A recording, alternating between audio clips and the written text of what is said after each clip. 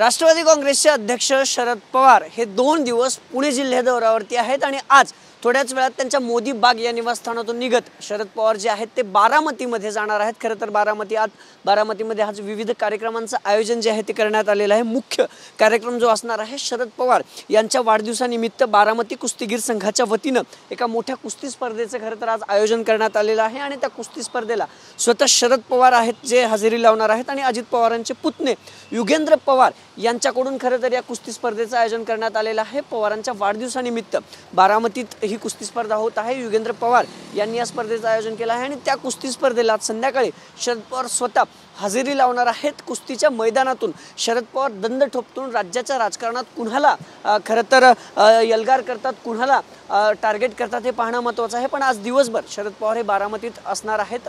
विद्याप्रतिष्ठानच्या एका आणि दुसऱ्या अशा 2 बैठकीला शरद पवार स्वतः हजेरी लावणार आहेत। त्यानंतर उद्या ते दिवसभर पुणे शहरात असणार आहेत। असा 2 दिवसाचा जो आहे तो पूर्ण दौरा शरद पवारांचा असणार आहे। उद्या देखील पुण्यात 1 ते 2 कार्यक्रमाला शरद पवारांची हजेरी असणार आहे। आज आणि उद्या असा 2 दिवसाचा हा पूर्ण पुणे जिल्हा दौरा आहे आणि थोड्याच वेळात खरं तर या मोदी बागेच्या बाहेर आता मोठा पोलीस बंदोबस्त जो आहे तो लावण्यात आलेला आहे। कारण पवार थोड्याच वेळात जे आहे ते त्यांच्या मोदी बाग या निवासस्थानातून बारामतीकडे जाण्यासाठी निघतील आणि बारामतीत आज बारामती कुस्तीगीर संघाच्या वतीनं ज्या कुस्ती स्पर्धांचं आयोजन करण्यात आलं होतं त्या कुस्ती स्पर्धेला शरद पवार स्वतः हजेरी लावणार आहेत। कॅमेरा पर्सन तुषार नानावरेसह अभिजित पोते, TV9 मराठी, पुणे।